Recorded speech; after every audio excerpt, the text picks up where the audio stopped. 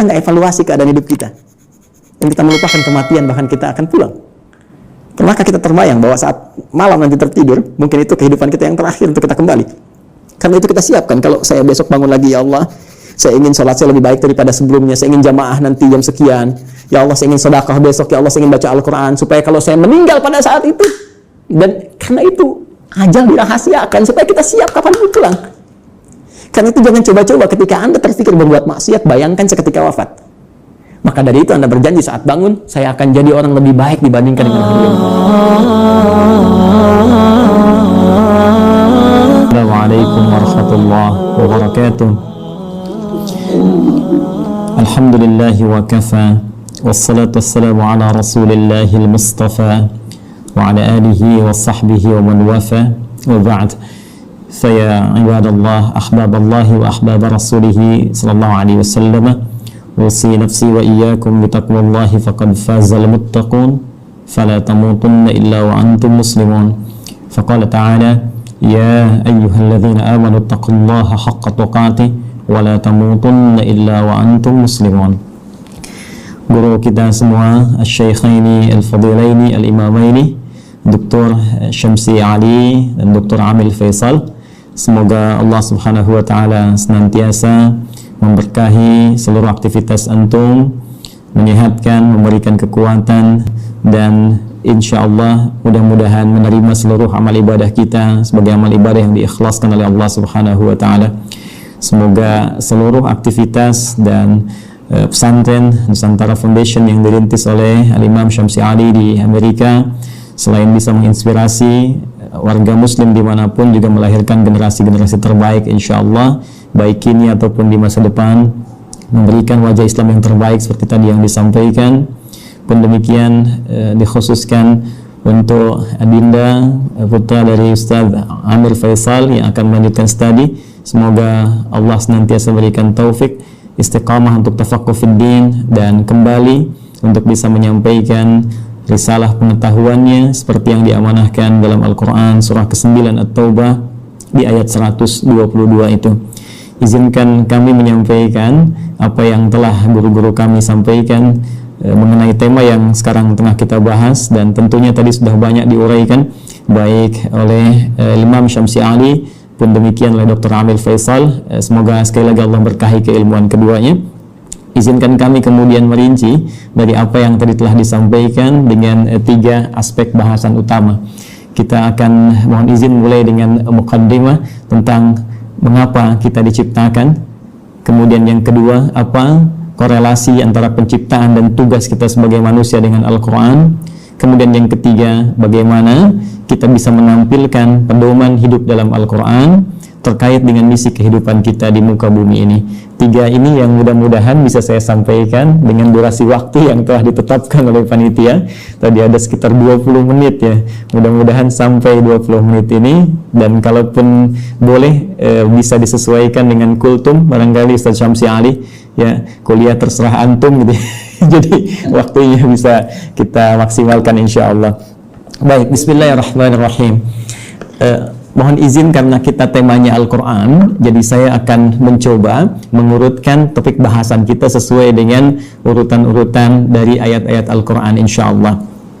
Kita mulai pertama terkait dengan kenapa kita diciptakan oleh Allah Subhanahu wa taala, apa tujuan utamanya, sehingga nanti kita bisa temukan hikmahnya dan korelasinya dengan Al-Quran. Seperti diketahui bahwa seluruh makhluk yang diciptakan oleh Allah Subhanahu wa taala, baik bernyawa ataupun tidak bernyawa, maka tujuan utamanya, puncak dari misi kehidupannya adalah untuk beribadah kepada Allah Subhanahu wa taala. Ini poin utamanya. Saat Allah menciptakan malaikat, ya, malaikat tidak diciptakan kecuali hanya untuk beribadah, walaupun tugasnya bisa beragam. Ada yang bertasbih saja, bertahmid saja, bertakbis saja, Al-Baqarah ayat ke-30. Ada yang kemudian tugasnya memikul arsy saja, ada yang menurunkan wahyu, ada yang kemudian menurunkan rezeki dengan izin Allah. Tapi seluruh puncak dari tujuan penciptaan itu adalah dalam rangka taat kepada Allah Subhanahu wa taala tanpa maksiat sedikit pun. Quran surah ke-66 Ayat yang ke-6, la ya'sunallaha ma amarahum wa yaf'aluna ma yu'marun. Jadi kalau kita ambil misalnya makhluk dalam konteks tertinggi, sempurna diciptakan, dalam arti tidak ada potensi untuk berbuat maksiat dan selalu ada dalam jalur ketaatan, yaitu malaikat. Malaikat pun tidak diciptakan oleh Allah kecuali tujuan utamanya untuk ibadah. Ya, pun demikian kita kembali kepada manusia ataupun juga dengan jin. Kalau kita ingin satukan keduanya, ya, jin tentunya diciptakan sebelum manusia, jadi saya dahulukan, ya, setelah malaikat kemudian jin, saya dahulukan sebelum manusia. Quran surah ke-15 Al-Hijr ayat ke-27, wal janna khalaqnahu min qablu min naris samum. Ya, sedangkan jin itu kata Allah kami ciptakan sebelum manusia dari materi yang berbeda, dari api yang menyala-nyala. Baik, pun demikian dengan manusia setelahnya. Ya, wa idz qala rabbuka lil malaikati inni khaliqum basyara. Ketika Allah firmankan kepada para malaikat yang sudah tercipta sebelum manusia, pun sebagian kalangan jin yang hadir pada saat itu, kami akan mencipta makhluk baru, bukan malaikat, bukan jin, tapi basyar. Ya, satu dari 5 nama manusia yang umumnya disebutkan dalam Al-Quran pokoknya. Ya, basyar 35 kali disebutkan dalam Al-Quran, menunjuk pada sifat nafsunya. Ins disebutkan 18 kali berpasangan dengan jin, menunjuk pada sifat penampakan dan kelembutannya. Insan disebutkan 65 kali dalam Al-Quran, menunjuk pada totalitas aktivitasnya. Pun demikian dengan An-Nas disebutkan setidaknya 241 kali dalam Al-Quran, menunjuk sifat sosialnya. Dan Bani Adam, ya, disebutkan setidaknya 7 kali dalam Al-Quran, menunjuk genealogisnya yang tersambung pada Nabi Adam alaihissalam. Jadi manusia ketika difirmankan oleh Allah kepada malaikat dan jin, ya, wa idz qala rabbuka lil malaikati inni khaliqum basyara. Ya, jin dan manusia ketika diciptakan tidak lepas dari fungsi ini. Ya, ditegaskan di Quran surah ke-51 digabungkan ayat ke-56. Ya, paling kanan sebelah atas di mushaf standar Allah berfirman, wa ma khalaqtul jinna wal insa illa liya'budun. Ya, dan tidaklah aku ciptakan jin dan seluruh manusia itu kecuali tujuan puncak pokok, ya. Tujuan penciptaan itu adalah supaya mereka menjadikan seluruh aktivitasnya sebagai ibadah kepadaku, kata Allah. Ingat harakat akhir di ayat ini bukan pakai fathah. Ya, ya'buduni bukan ya'buduna. Ya, fi'il mudhari'nya di sini berharakat fathah, tapi di sana nanti ada ya yang menunjukkan kepada Allah. Ya, kemudian untuk takhfif dia dihilangkan diganti dengan harakat kasrah. Jadi jelas Allah memberikan kesan yang tegas bahwa seluruh fungsi penciptaan manusia tiada lain seluruhnya dalam rangka beribadah kepada Allah Subhanahu wa ta'ala. Nah, yang menarik adalah ketika Allah mendeklarasikan dan menginformasikan tentang khususnya manusia, ya, dalam konteks tugasnya untuk beribadah ini, maka diperjelaslah oleh Allah mengenai tempat dan misinya, di mana dia akan beribadah, kemudian seperti apa misi yang akan diemban. Ini sangat menarik, ya. Itu disebutkan di Quran surah kedua Al-Baqarah di ayat ke-30, ya, paling kiri sebelah atas di mushaf standar. Ya, Allah berfirman, perhatikan kalimatnya, ini sangat indah sekali. Antara penciptaan, pengenalan manusia kepada jin dan malaikat dengan pemberian tugasnya itu dibuka dengan kalimat yang sama, diksi yang serupa, tapi untuk menunjukkan makna yang berbeda. Ingat, karena di Quran tidak ada pengulangan. Ya, ketika disebutkan yang seperti itu, yang serupa, maka kaidah tafsirnya, ya, Dr. Amir Faisal, Ustaz Syamsi Ali lebih mengetahui, ya, taksisan li ma'nan jadid. Ini untuk pengantar kepada makna yang baru, yang tidak sama dengan sebelumnya. Baik, di Quran surah ke-15, ayat ke-28, ketika Allah mencipta manusia digunakan diksi wa idz qala rabbuka lil malaikah. Ya, kemudian ketika memberikan misinya, dan di mana ditempatkan untuk menjalani misi ini, maka dibuka dengan redaksi yang sama. Wa idz qala rabbuka lil malaika. Seakan-akan ingin mengesankan bahwa, hei, saking dahsyatnya penciptaan manusia ini, saking dahsyatnya misi manusia ini, jadi bukan hanya penciptaannya, ya, penciptaan manusia ingin menunjukkan tentang dibawanya misi yang sangat agung, sangat dahsyat, sampai-sampai malaikat yang sempurna pun tak berbuat maksiat mesti mengetahuinya. Sampai-sampai jin pun yang dicipta lebih dulu mesti mengetahuinya. Ya, hanya bedanya yang di Quran surah 15 ayat ke-28 Allah menggunakan redaksi khaliq, ya. Karena itu kita menyebut Allah dengan sang khaliq, diambil dari diksi Al-Quran. Inni khaliqum basyara. mencipta yang tak pernah ada ya sebelumnya, mencipta yang tidak bersandar pada bahan yang ada sebelumnya, beda dengan sifat makhluk yang tercipta. Sedangkan pemberian misinya digunakan kata ja'il. Ya, inni ja'ilu fil ardi khalifah. Yang di sini menunjuk penciptaannya, yang di sini menunjuk pada pemberian misinya. Kita fokus ke sini dulu dengan cepat. Baik, Allah dengan tegas, singkat, padat memberikan satu informasi kepada kita semua melalui Al-Quran. Kata Allah, aku infokan pada malaikat, aku infokan pada jin yang sebelum kalian aku ciptakan mereka. Saking tingginya misi kalian, ya. Inni menggunakan taukid, sungguh aku ja'ilun fil ardi, akan menjadikan. Ingat, ja'il menugaskan, khalik mencipta. Setelah ciptaan itu terjadi, karena Allah mencipta mustahil, ya, tidak ada fungsinya, mustahil tidak ada tujuannya. Di dalam bahasa Arab, kalau kita sudah membuat sesuatu kemudian ingin menjadikan, menerangkan fungsinya, apa yang telah dibuat itu, orang Arab menggunakan diksi ja'ala, ya ja'alu ja'il. Allah telah mencipta manusia, Quran surah 15 ayat ke-28, dan ingin menerangkan ini fungsi, misi penciptaan manusia itu, maka digunakan kata ja'il. Inni ja'ilun fil ardi. Satu, fil ardi. Ini poinnya. Ini menunjuk pada tempat. Aku akan menjadikan, memberikan fungsi pada manusia yang telah tercipta itu. Akan menempatkan mereka bertugas, tempatnya bukan di langit, bukan fis sama, ya. Awas hati-hati, tapi tempatnya di mana? Fil ardi. Ya, yang kita terjemahkan dengan bumi itu. Baik. Khalifah, dan dia akan membawa peran untuk menunaikan tugas ibadah itu sebagai khalifah. Ya. Yang setidaknya punya dua makna pokok. Bisa jadi khalafa yakhlifu, ya, yang saling menggantikan. Artinya kalau satu selesai akan lahir yang lain meneruskan kembali, satu selesai meneruskan kembali, ya, bapak kemudian melahirkan anak, anak melahirkan anak lagi, saling menggantikan. Dan Al-Quran memberikan pesan jangan sampai seseorang meninggalkan generasi setelahnya dalam keadaan lemah. Quran surah keempat ayat 9 itu. Wal yakhshal ladzina law taraku min khalfihim dzurriyyatan dhi'afa khafu 'alaihim. Karena itu siapkan generasi terbaik untuk saling menggantikan membawa tugas di bumi.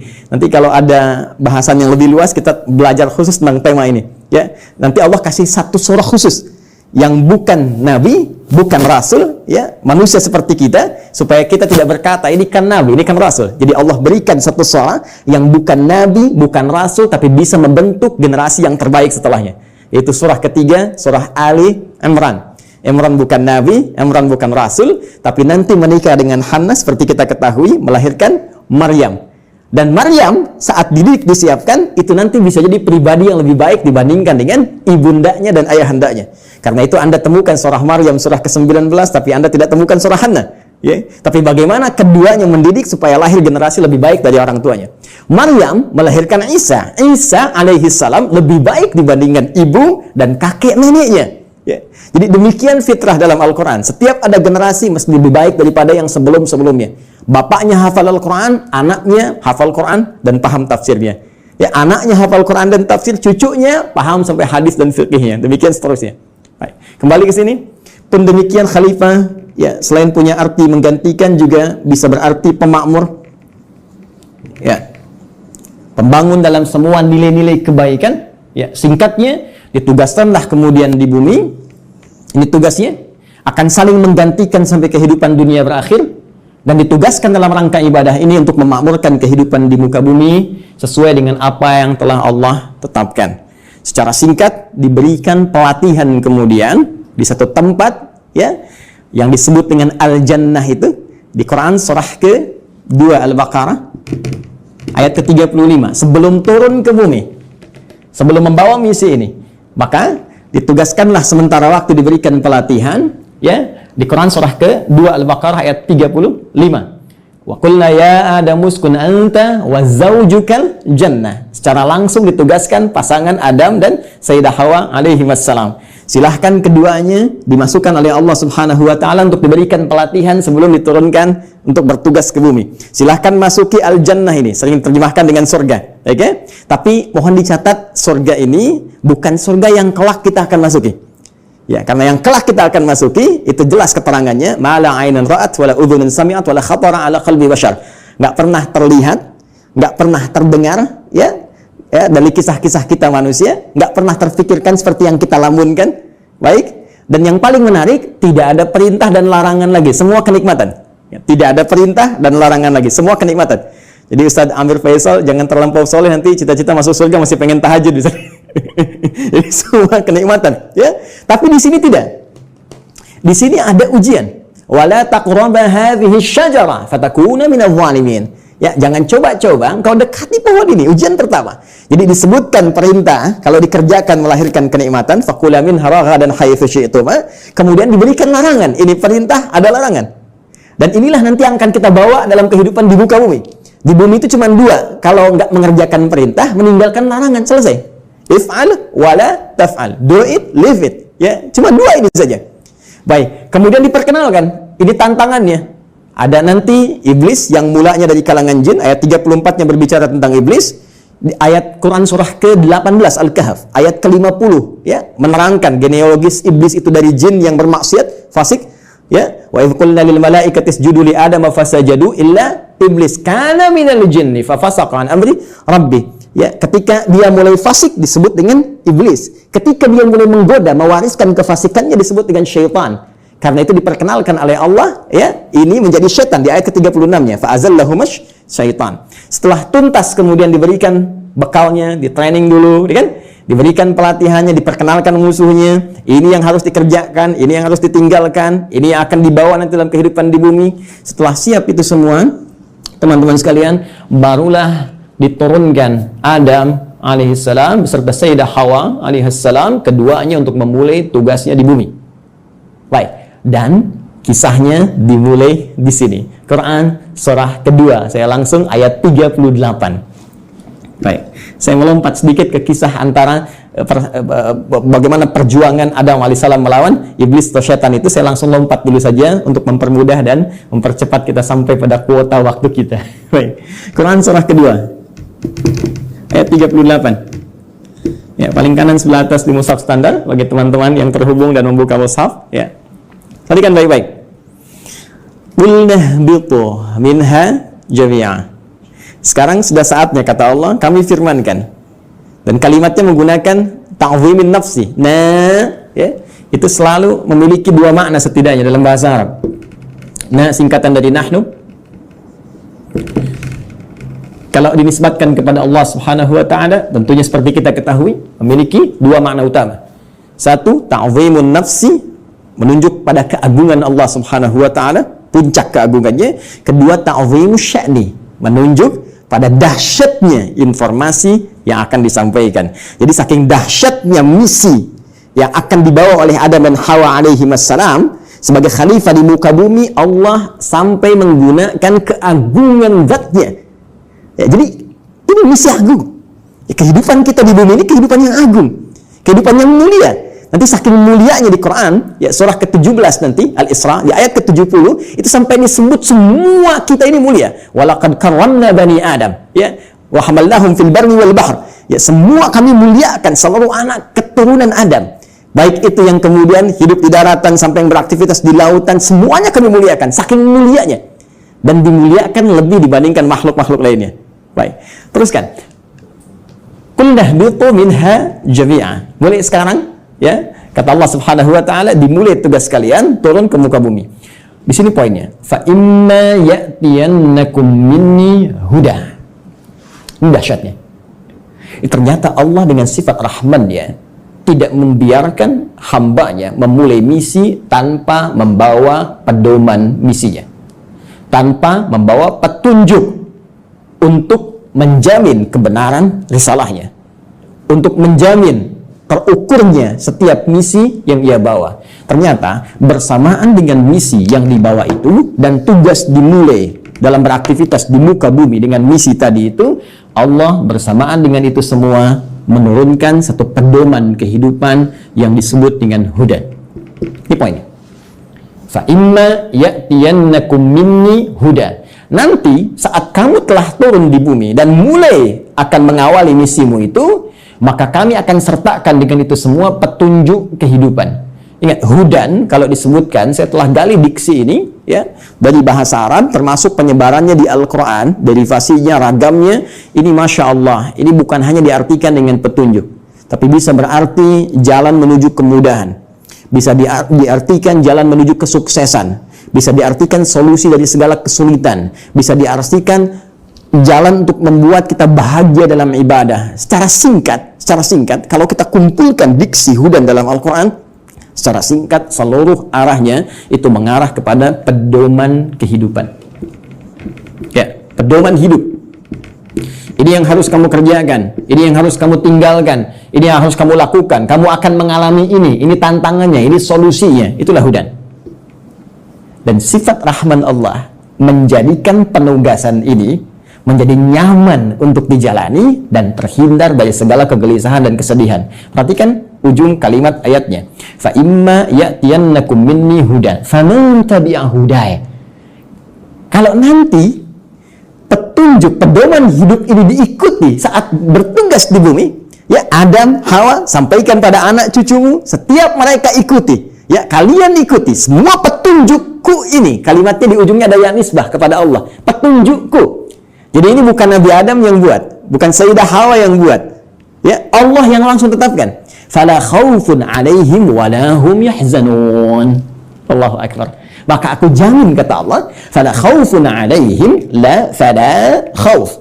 Ya, selama menjalani misi di bumi ini tidak akan pernah merasakan kekhawatiran, kegelisahan. La khauf, tidak gelisah. Gelisah itu lawannya tenang. Ya, berarti kalau tidak gelisah, tenang. Ya, wala khaufun 'alaihim wala hum yahzanun. Yahzanun, sedih. Lawannya senang. Allahu akbar.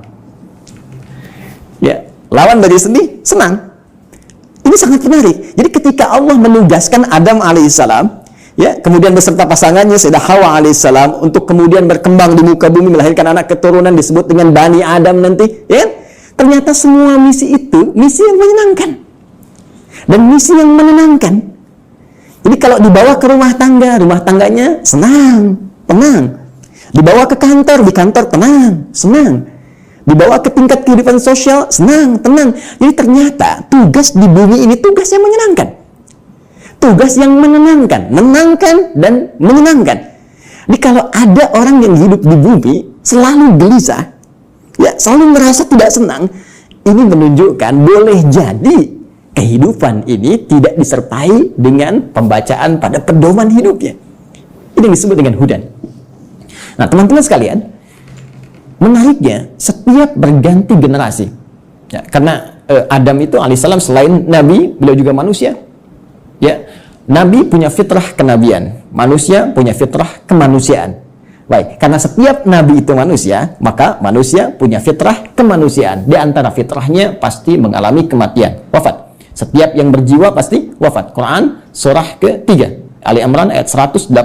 Kullu nafsin dha'iqatul maut. Semua, bukan satu dua orang, seluruh umat bahkan ada kuotanya, ada batasnya. Ya, batas kematian disebut dengan ajal. Quran surah ke-7 Al-A'raf ayat 34. Walikulli ummatin ajal. Fa idza jaa ajaluhum la yastakhiruna sa'atan wa la yastaqdimun. Bahkan semua punya batas hidupnya.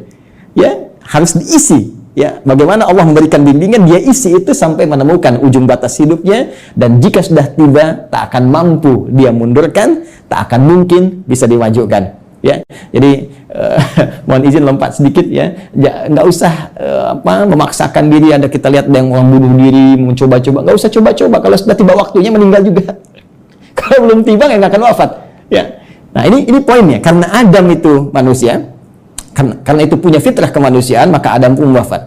Ya, setelah itu mewariskan anak keturunan Quran surah keempat, ya, ayat yang pertama, ya ayuhan nasu taqu rabbakumul ladzi khalaqakum min nafsin wahidah wa khalaqa minha zawjaha wa batha minhuma rijalan katsiran wa nisaa. Melahirkan keturunan, ada laki-laki ada perempuan, sampai kemudian mereka berkomunal, ya, berkelompok-kelompok, bersuku-suku, kemudian bahkan menyebar lebih luas lagi, saling mengenal dan saling berinteraksi. Quran surah ke-49 Al-Hujurat ayat ke-13. Ya ayyuhan nas, hai seluruh manusia, inna khalaqnakum min dzakarin wa untha. Kami ciptakan kalian ada laki-laki ada perempuan. Ternyata manusia cuma dua jenis, ya, laki-laki dan perempuan.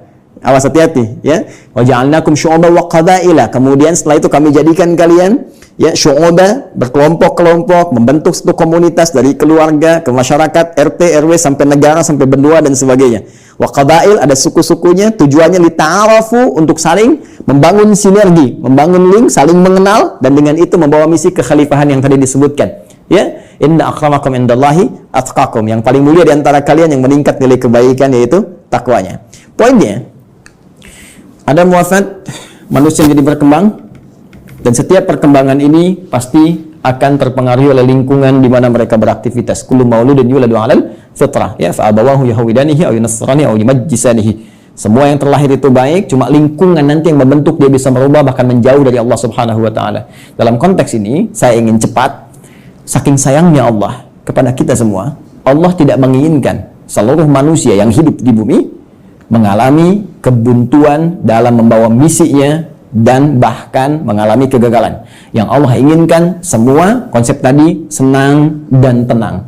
Maka di setiap pergantian generasi itu, maka Allah utuslah kemudian seorang rasul, ya, utusan, seorang nabi yang membawa kembali pedoman-pedoman yang dahsyatnya sesuai dengan era dan masa yang dialami. Nabi Adam selesai, muncul Nabi Nuh. Nabi Nuh kemudian membawa risalah. Nuh selesai, muncul nabi lainnya. Terus sampai ke Nabi Muhammad sallallahu alaihi wasallam. Menariknya, teman-teman sekalian, seluruh nabi dan rasul yang diutus oleh Allah Subhanahu wa taala, yang membawa pedoman hidup bagi masyarakatnya, bagi umatnya yang diarahkan sesuai dengan masanya itu, semua petunjuknya, pedomannya diberi nama dengan nama utama yang serupa, yaitu Hudan. Silakan Anda cek. Kita ambil yang paling dekat lah ke masa Nabi Muhammad SAW. Nabi Isa, Nabi Musa alaihi wassalam. Nabi Musa misalnya, ini yang paling populer yang banyak disebutkan dalam Al-Quran. Ya, saya sebutkan dekat itu bukan dekat dalam konteks masa waktu, tapi dekat dalam konteks sering banyak disebutkan sehingga sering dekatkan. Ya, tiga nabi ini, yaitu Nabi Musa, Nabi Isa, dan Nabi Muhammad SAW yang mewakili banyak kisah dalam Al-Quran. Nabi Musa, kitabnya Taurat. Ya, Taurat ketika disifati oleh Allah Subhanahu wa taala menjelaskan fungsinya, maka tidak jauh dengan diksi ini, Hudan. Buka Al-Quran surah ke-17 Al-Isra, ayat yang kedua. Wa ataina Musal kitaba, dan telah kami berikan kepada Musa kitab, itu Taurat, ya kan? Apa fungsinya? Wa ja'alnahu hudan li bani Israil, dan kami jadikan Taurat itu isinya adalah pedoman kehidupan bagi Bani Israel. Karena Nabi Musa diutus hanya satu kalangan saja, komunitas tertentu saja. Di kalangan Bani Israel, maka pedomannya dikhususkan untuk itu. Jadi nanti yang menariknya dalam satu era, itu bisa ada misalnya 2 rasul diutus. Ya, karena distriknya beda. Ya. Seperti kisah Nabi Ibrahim dengan Nabi Lut misalnya ya. Nabi Ibrahim dengan Nabi Lut, kan di Quran surah ke-51 itu, ya, ketika kita masuk ke ayat ke-30 dan seterusnya, itu Nabi Ibrahim dikunjungi para malaikat. Di ayat 24-nya, hal ataka hadithu dhaifi Ibrahim al-mukramin. Pernahkah engkau dengar kisah ketika Nabi Ibrahim dikunjungi para malaikat? Tujuannya sebetulnya bukan ke Nabi Ibrahim, tapi akan datang ke Nabi Lut, ya, alaihi salam, untuk mengabulkan tuh permohonan dalam tanda petik umat yang menantang azab. Jadi ketika akan datang ke situ mengadab, mampir dulu ke tempat Nabi Ibrahim dengan hikmah tertentu. Jadi di satu masa bisa ada 2 nabi dan rasul yang bertugas di wilayah yang berbeda. Nabi Musa alaihissalam itu tugasnya untuk Bani Israel. Diberikan panduan, disebut dengan Taurat, dan disifati dengan Hudan, pedoman kehidupan. Betapa inginnya Allah umat di zaman itu senang dalam menghadapi misi, menunaikan ibadahnya, dan tenang dalam menjalankan itu semua. Berganti secara cepat Nabi Isa alaihi salam meneruskan risalah Nabi Musa setelah melewati fase-fase tertentu. Jaraknya sekitar 600 tahun ke Nabi Muhammad sallallahu alaihi wasallam. Nabi Muhammad ke Nabi Musa sekitar 2000 tahun. Nabi Isa alaihi salam ketika meneruskan risalah Nabi Musa alaihi salam, berarti tugasnya sama, ya, kepada Bani Israel. Jadi bukan kepada seluruh kalangan manusia, hanya untuk Bani Israel saja, terbatas. Wilayah sebagian di Palestina saja, ya. Jadi kalau sampai ke Indonesia agak kejauhan, ya, cuma di sana saja. Bani Israel diberikan kitab, Injil. Karena itu Taurat dan Injil sering disatukan. Ya, Quran surah ketiga misalnya, penyebutan pertama untuk Taurat dan Injil. Ya, di ayat yang ketiga, nazzala 'alaikal kitaba bil haqqi musaddiqan lima baina yadayhi wa anzalat Taurata wal Injil. Ketika Injil diberikan kepada Nabi Isa alaihissalam sebagai kitab pedoman kehidupan, itu pun disifati sama kalimatnya dengan hudan. Buka Quran surah kelima Al-Maidah ya, di ayat ke-46 ya, silahkan lihat di pertengahannya, wa atainahul injil fihi hudaw wa nur ya, itu kalimatnya, wa atainahul injil, dan kami berikan kepada Isa alaihissalam Injil, fihi, di dalamnya hudan, ini ada pedoman kehidupan.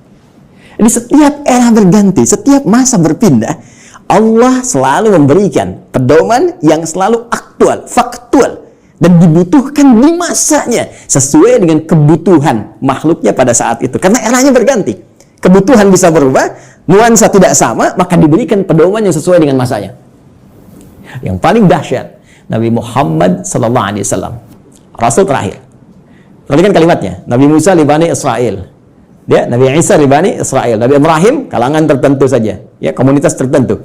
Kemudian Nabi Lot juga demikian. Sebelumnya Nabi Nuh, ya, membawa risalah. Rasul pertama Nabi Nuh alaihissalam, komunitas yang terbatas.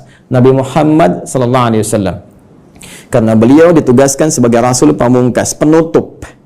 Kalau penutup berarti risalahnya harus sampai berakhir kehidupan dunia. Namanya penutup. Karena tidak ada Rasul setelah beliau, tidak ada Nabi lagi. Karena itu risalahnya harus bertahan abadi sampai kehidupan berakhir. Maka diturunkanlah oleh Allah yang paling spesial. Karena spesialnya ini menyifati segala hal yang tadi disebutkan. Harus sampai bertahan sampai kehidupan berakhir. Harus beda dengan yang sebelum-sebelumnya. Harus punya mukjizat yang lebih dahsyat. Karena itu yang terakhir ini, karena sifatnya harus bertahan sampai akhir zaman, dia harus lebih daripada yang sebelumnya. Harus bertahan. Tidak boleh ada celahnya. Ya, tidak boleh ada perubahan-perubahan, ya, yang harus terjaga dari lafadznya, katanya, dan sebagainya. Semua harus unggul.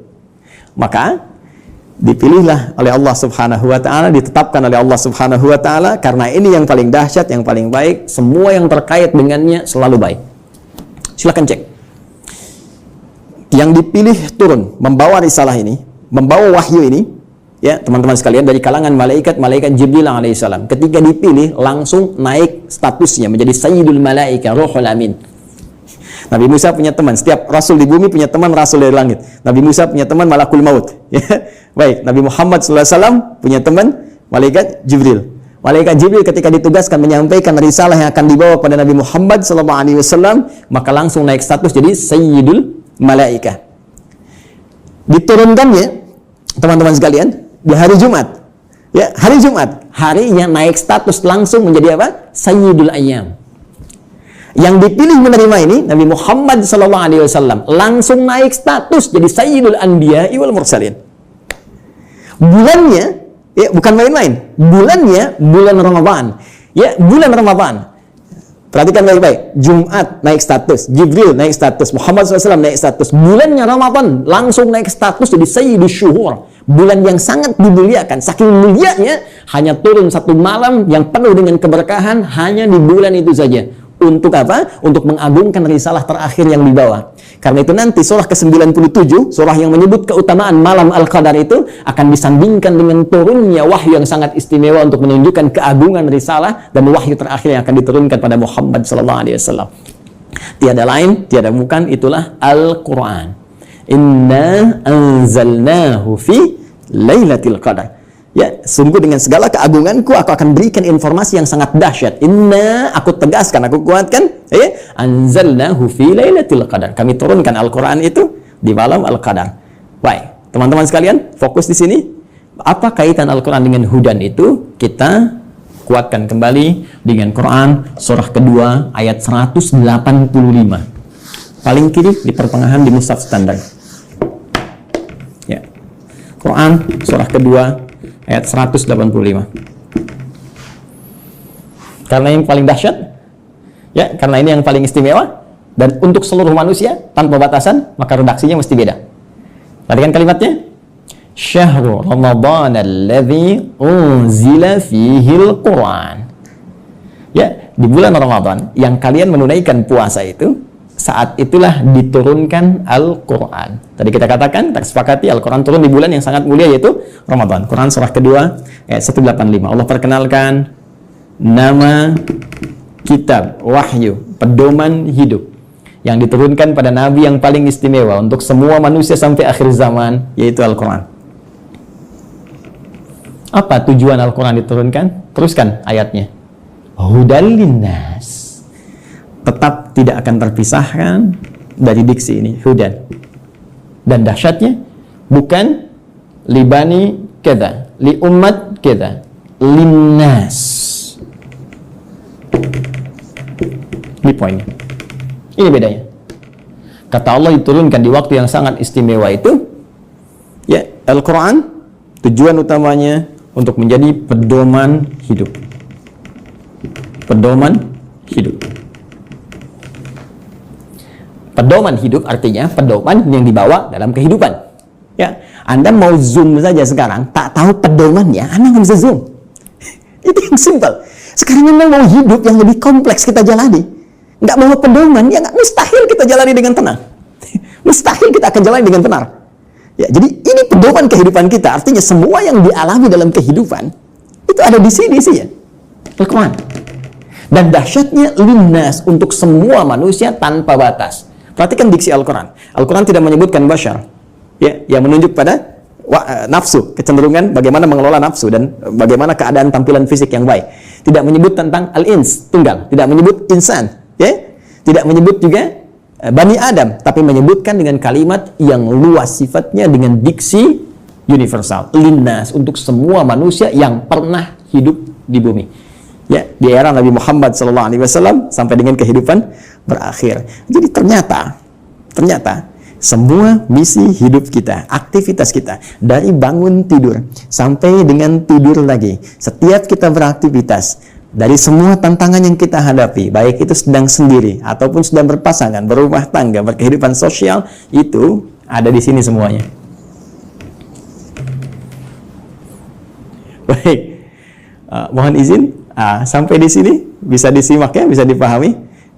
Baik, saya mohon maaf saya terlalu cepat. Al-Imam Syamsi Ali, Al-Ustaz.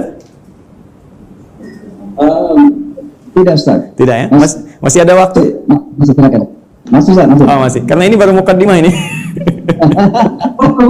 Ustaz.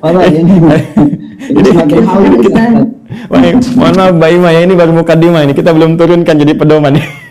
Baik, jadi sampai di sini teman-teman sekalian, kita bisa memahami bahwa ternyata semua isi kehidupan kita ada di sini. Ya, silakan kalau tidak percaya, kita cek. Ya, mohon izin nggak perlu dicatat ya, karena ini direkam, nanti bisa diulang kembali. Saya baca dengan cepat karena keterbatasan waktu. Ya, bahkan kita dari sejak mulai terlahir, ya, sampai kita wafat, sampai pasca wafat, itu semua diinfokan di sini. Ada semuanya. Dan silakan bandingkan dengan kitab apapun yang ada di muka bumi sampai dengan saat ini. Tidak akan ada yang pernah seperti Al-Quran. Ya, saya berikan 3 saja yang sangat menarik ya. Pertama, seluruh hal yang akan kita alami sudah dirangkum dengan sempurna dalam Al-Quran dan nanti dijelaskan detailnya oleh Nabi Muhammad SAW. Nanti bagian terakhir saya kaji dan kita akan sama-sama nikmati bersama. Ya, saya beri contoh misal. Mohon maaf, sejak masa dalam kandungan itu Al-Quran sudah menerangkan ya bagaimana proses yang terjadi dalam kandungan. Detail secara fisiknya, secara umum disampaikan di Quran, misalnya surah ke-22 di ayat yang ke-5. Bahkan pergerakan janinnya secara umum, ya, dari mulai kandungan lemah ke berat sampai diisi apa doa yang harus dibacakan, apa yang harus dilakukan supaya nanti bayinya terlahir dalam keadaan baik, disebutkan di Quran surah ke-7 ayat 189. Bahkan diberikan bocoran antara hubungan kita membangun komitmen dengan Allah yang akan menuhankan Allah sejak saat ruh kemudian ditanamkan sampai kita terlahir sampai wafat. Quran surah ke-7 ayat 172. Ketika terlahir, apa yang pertama kali diberikan oleh seorang ibu? ASI pun diberikan dengan tegas langsung. Ya, di Quran surah kedua ayat 233. Wal walidatu yurdi'na auladahunna haulaini kamilaini. Ya, bapaknya dikasih. Nih, ini tugas pokok bapak yang baru punya anak. Ini yang harus dikerjakan, ini ibu yang harus dilakukan. Ya, kemudian bergerak dari situ diberikan pendidikan dini supaya membangun kedekatan dengan Allah, baik terhadap kedua orang tua, punya akhlak yang mulia. Quran surah ke-31 dari ayat 13 sampai dengan ayat 19-nya. Dari situ dia mulai belajar bagaimana cara belajar yang baik, bagaimana memahami, bagaimana bisa kembali mengajarkan itu kepada masyarakatnya. Quran surah ke-9 ayat ke-122.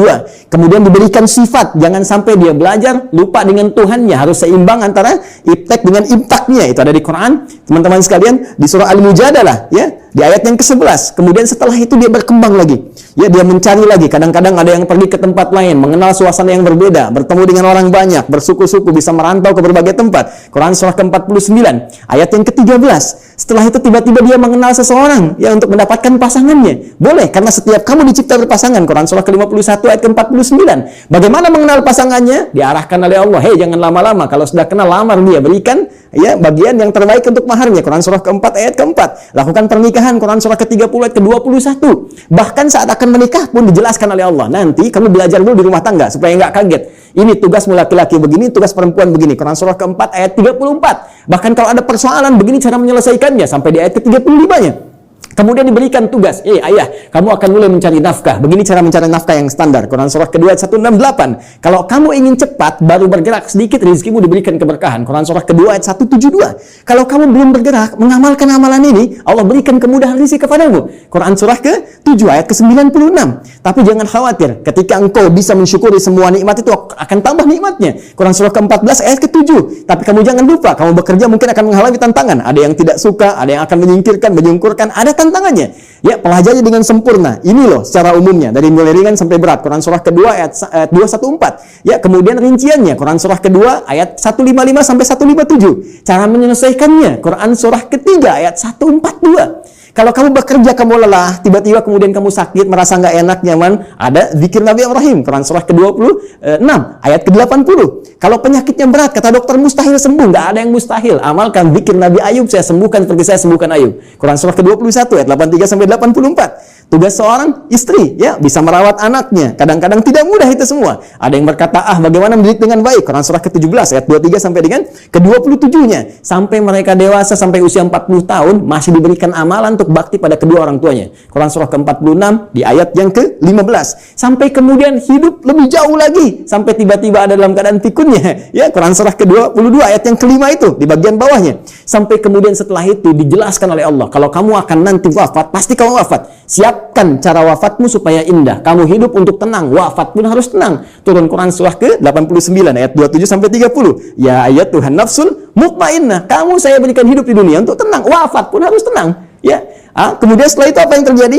Anda akan mengalami situasi di alam kubur, dijelaskan lagi. Ya, bahkan jelas. Afala ya'lamu idza bu'thirama fil qubur. Setelah itu disampaikan situasi di dalamnya. Bisa kamu siapkan sejak di dunia. Ini loh yang paling bagus. Ada layanan dengan semua keberkahan, kenikmatan, sampai-sampai dia akan menyampaikan kepada orang yang belum wafat. Kalau bisa kerjakan ini, kalau mampu kerjakan supaya kamu cepat nyusul. Di sini enak, lebih enak daripada di situ. Quran surah ketiga ayat 169 sampai dengan 172. Bahkan setelah itu terjadi apa? Dijelaskan lagi. Teman-teman sekalian, muncul surah Al-Qiyamah surah ke-75. Setelah itu dijelaskan lagi. Ya, mau masuk kemana? Ini yang masuk ke surga, ini turunannya. Surga bersama Rasulullah, Quran surah ke-4 ayat 69. Di taman surga, Quran surah 51 ayat 15 sampai dengan ke-23. Surga yang seluas langit dan bumi, Quran surah ke-3 133 sampai dengan 134. Surga yang kelas biasa tapi nikmat, Quran surah kedua ayat ke-25. Supaya kita membawa persiapan untuk mendapatkan itu semua. Kalau gagal pun dijelaskan lagi. Ya, kalau kamu nanti main-main dengan ini semua, hadapi situasi di alam kubur begini, ada ayatnya. Situasi di hari kiamat begini, ada ayatnya. Sampai dengan muaranya pun ada ayatnya. Karena itu, kalau Anda tidak percaya, silahkan cek. Cuma dalam Al-Quran, semua kegiatan kita diatur dengan sempurna. Dan detailnya dijelaskan oleh Rasulullah SAW melalui petunjuk yang bahkan langsung ditegaskan oleh Al-Quran. Buka Quran surah ketiga, ayat 31. Paling kiri sebelah atas di mushaf. Qul in kuntum tuhibbunallaha fattabi'uni. Katakan Muhammad sallallahu alaihi wasallam, jika mereka hamba-hambaku, umatmu mengatakan serius mencintai aku, mencintai Allah, dengan berpegang pada kitab Allah, fattabi'uni, maka ikuti semua petunjuk Rasulullah sallallahu alaihi wasallam. Ya, Nabi diutus, diturunkan untuk menyampaikan risalah Al-Quran secara sempurna. Detailnya seperti apa? Digambarkan oleh beliau. Dan dijamin langsung oleh Al-Quran. Surah ke-33. Ayat ke-21. Laqad kana lakum fi Rasulillahi uswatun hasanah. Uswah bisa dibaca dari riwayat Qalun, Warash dengan iswah. Laqad kana lakum fi Rasulillahi iswatun hasanah. Harakat kasrah, harakat dhammah. Kasrah menunjukkan sesuatu yang kecil, ringan, tipis, pecah. Kasrah zujaj, kaca itu pecah sehingga melahirkan pecahan-pecahan yang kecil. Sehingga harakatnya tipis. Dan ya dhammah, sesuatu yang terkumpul, yang dhammu besar. Ya. Jadi yang melekat pada Rasulullah itu jangankan ya yang besar-besar, yang dahsyatnya, yang sholat malamnya sampai bengkak-bengkak, yang bagaimana pahala dengan sedekahnya, ya luar biasa diberikan, bagaimana perhatiannya pada umat, bahkan yang kecil-kecilnya pun kalau diikuti akan jadi teladan dalam kehidupan. Jadi uswah itu ya keteladanan yang bila diikuti, yang mengikuti menjadi teladan lagi, yang saling terwariskan. Jadi ketika kita mengamalkan isi Al-Quran dengan petunjuk yang disampaikan oleh Rasulullah SAW, maka secara otomatis kata Allah, hidup kita pun selain menjadi tenang, nyaman, akan jadi teladan di masanya. Silahkan cek. Nabi wafat, sahabat jadi teladan. Sahabat wafat, tabi'in jadi teladan.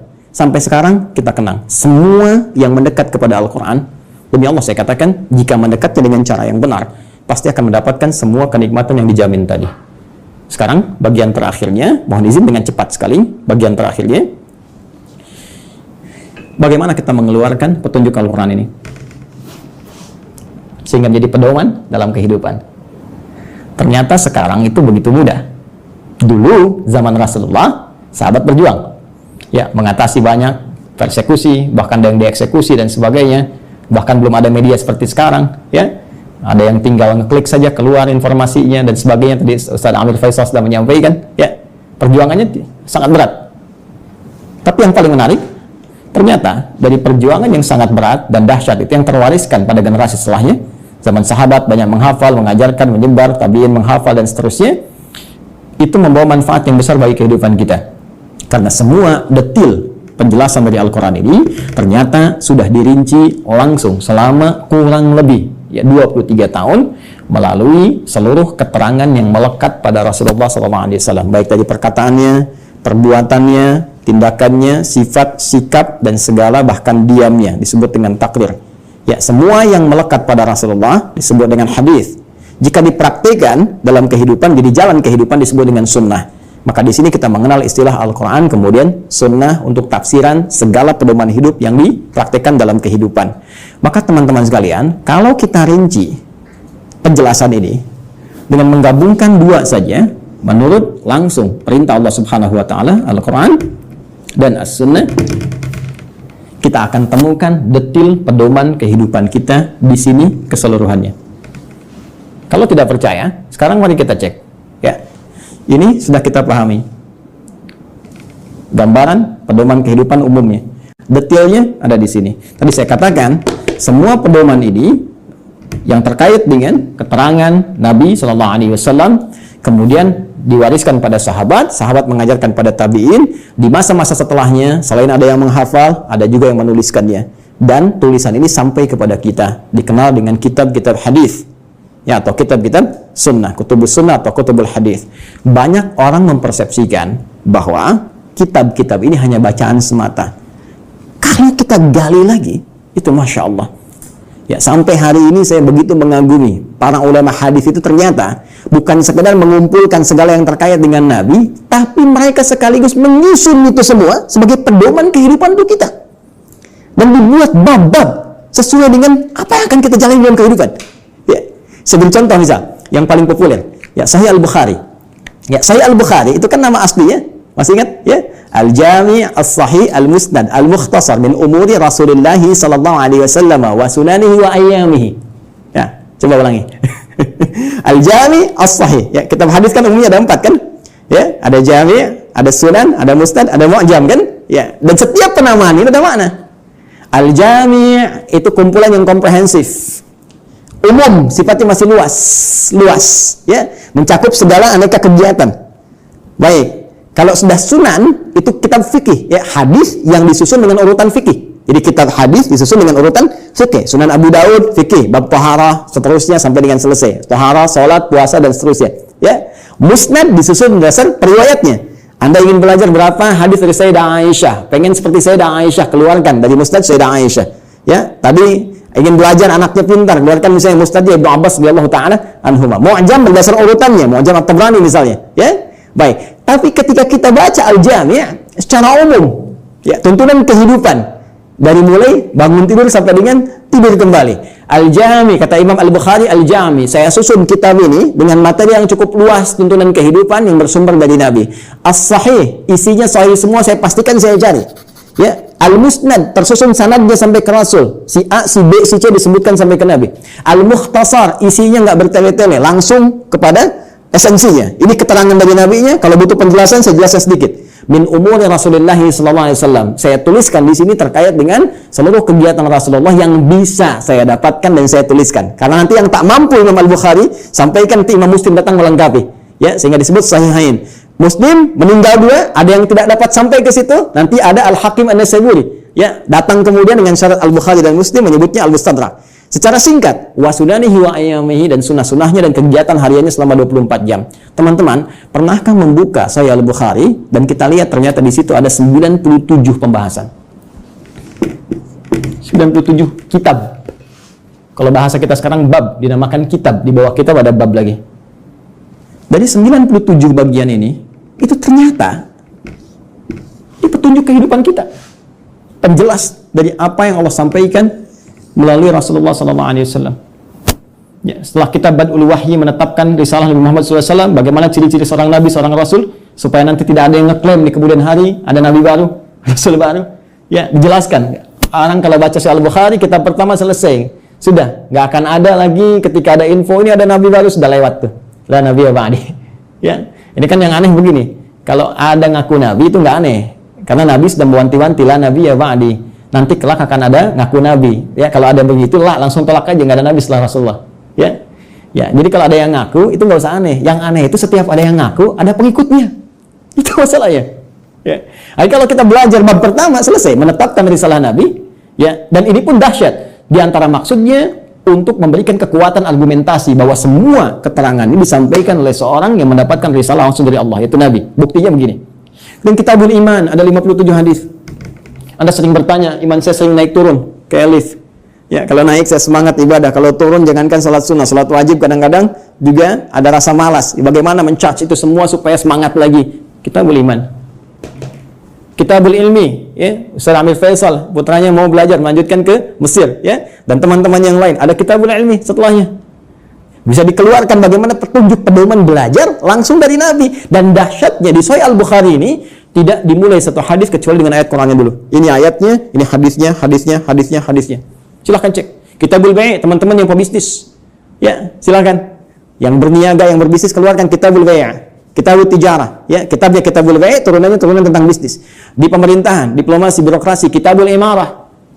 Ya, sekarang masa pandemi, ya teman-teman keluarkan ada Kitabul Waba, tentang bab wabah, taun, ada semua. Dan kalau kita jeli lihat lagi, demi Allah saya katakan, hanya di Islam yang semua tuntunan kehidupan dari bangun tidur sampai tidur lagi ada pedomannya. Silahkan cek. Ya, bangun tidur ada doanya. Silahkan cek. Bandingkan dengan keyakinan manapun. Cuma di Islam. Ini kita dalam konteks ilmiah ya, sedang berargumentasi. Jadi kalau nanti di soal kita berargumentasi. Ya, jangan diadukan, tapi kita didiskusikan. Ya, baik. Sekarang lihat, bangun tidur ada doanya. Ya, dan doa itu jangan salah. Doa itu bukan kalimat formalitas yang kita ucapkan untuk menjadikan sesuatu hanya sebagai ibadah semata. Bukan hanya itu. Tapi isi doa itu pedoman bagaimana kita menjalaninya. Bangun tidur apa yang harus dilakukan? Ya, buka misalnya di Abu Daud. Nomor hadis 1367 dari Ibnu Abbas radhiyallahu taala anhuma ketika menginap di rumah Sayyidah Maimunah radhiyallahu taala anha. Beliau menyimak Nabi bagaimana Nabi bangun di malam hari untuk mengikuti salat malamnya. Kata beliau, kana Nabi sallallahu alaihi wasallam idza staiqadha min naumi, adalah kebiasaan Rasulullah sallallahu alaihi wasallam apabila bangun dari tidurnya. Fajalasa, beliau duduk sebentar. Pemasaha biyadi min athari naumi, kemudian menghilangkan bekas ngantuk dengan tangan yang beliau duga bersih. Ya, jadi dihilangkan dulu. Jadi bukan langsung baca doa saat ngantuk begini. Bangun jam 3:30 masih ngantuk begini, ketika sadar lagi jam 6 udah hilangkan lu ngantuknya. Baru setelah itu faqara khawatim surah Ali Imran, membaca 10 ayat terakhir surah Ali Imran, baru baca doa alhamdulillahilladzi ahyana ba'da ma amatana wa ilaihin nusyur. Ditegaskan lagi nanti di Al-Bukhari itu nomor hadis 181 nanti, ya, oleh siapa? Mu'adz bin Jabal, ya, dan Jundub bin Junadah. Nanti menyampaikan risalah hadis terkait doa bangun tidur. Bukankah isi doa bangun tidur itu pedoman kehidupan? Silahkan cek lagi. Alhamdulillahilladzi ahyana ba'dama amatana. Saya bersyukur padamu ya Allah yang telah memberikan kesempatan kembali pada saya untuk menjalani kehidupan. Padahal engkau bisa wafatkan aku dalam tidur tadi. Ya. Wa ilaihin nusyur. Perhatikan, sering diterjemahkan dengan dan kepadanya akan kembali. Hei kawan, nusyur dari kata nasyara, artinya beraktivitas untuk mencari bekal pulang. Ya, Anda menyebar. Yang dari Makassar, dari Sumatera, dari Papua, dari Kalimantan bisa datang ke Jakarta untuk mencari bekal supaya bisa mudik pulang. Ramadan pulang mudik. Itu bahasa Arab yang disebut dengan nasyara yansyaru. Kalau menyebar luas disebut intasyara yantasyiru. Menyebar. Untuk pulang kampung. Kita pun akan pulang. Ya. Teman-teman, mudik itu yang kita lakukan setiap tahun, ya kan? Itu kan bahasa Arab jelas. Ya. Waktunya disebut mi'ad, tempatnya disebut ma'ad. Kita itu pulang kepada Allah. Quran surah 3 ayat 9. Innallaha la yukhliful mi'ad. Pasti kita pulang. Allah nggak mungkin menyalahi janjinya. Tempatnya disebut dengan ma'ad, tempat pulangnya. Ibnu Qayyim al-Jauziyah punya kitab Zadul Ma'ad. Kita pasti pulang. Karena itu, saat bangun dari tidur, kita berjanji kepada Allah, ya Allah, hari ini saya akan cari bekal lebih baik daripada hari sebelumnya. Supaya kalau saya pulang hari ini, keadaan pulang saya lebih baik, ya Allah. Makanya diajarkan sebelum tidur kita evaluasi diri. Nabi evaluasi hari ini apa yang dikerjakan, besok merencanakan. Turun Al-Insyirah surah ke-94 itu, fa idza faragta fansab ila rabbika farghab, ya. Disiapkan dari sekarang apa yang mau dikerjakan besok. Ayo teman-teman, saya cek ya. Jangan-jangan selama ini kita pun belum siap mengerjakan apa yang kita lakukan besok. Untuk waktu Indonesia, di Amerika mungkin masih pagi, kan? Saya tanya pada Anda mau baca Quran berapa halaman hari ini? Berapa ayat? Mau sedekah berapa banyak? Mau tahajud jam berapa nanti? Ya, kadang-kadang luput dari kita, malamnya kita koreksi. Makanya Nabi istighfar sebelum tidur. Mengoreksi, Nabi aja yang ahli surga, tempat terbaik, manusia paling mulia, paling takwa, yang dilepaskan semua bebannya saat di akhirat, diberikan surga sampai beliau mengatakan saya puas. Wala saufa yu'tika rabbika fatarda. Wala saufa yu'tika rabbuka fatarda. Itu masih istighfar kepada Allah. Saya, Anda, kita siapa? Nabi bukan, Rasul bukan, gak ada yang surga untuk kita. Kenapa kita nggak evaluasi keadaan hidup kita? Dan kita melupakan kematian, bahkan kita akan pulang. Maka kita terbayang bahwa saat malam nanti tertidur, mungkin itu kehidupan kita yang terakhir untuk kita kembali. Karena itu kita siapkan, kalau saya besok bangun lagi, ya Allah, saya ingin sholat saya lebih baik daripada sebelumnya. Saya ingin jamaah nanti jam sekian. Ya Allah, saya ingin sedekah besok. Ya Allah, saya ingin baca Al-Quran. Supaya kalau saya meninggal pada saat itu. Dan karena itu, ajal dirahasiakan. Supaya kita siap kapan pulang.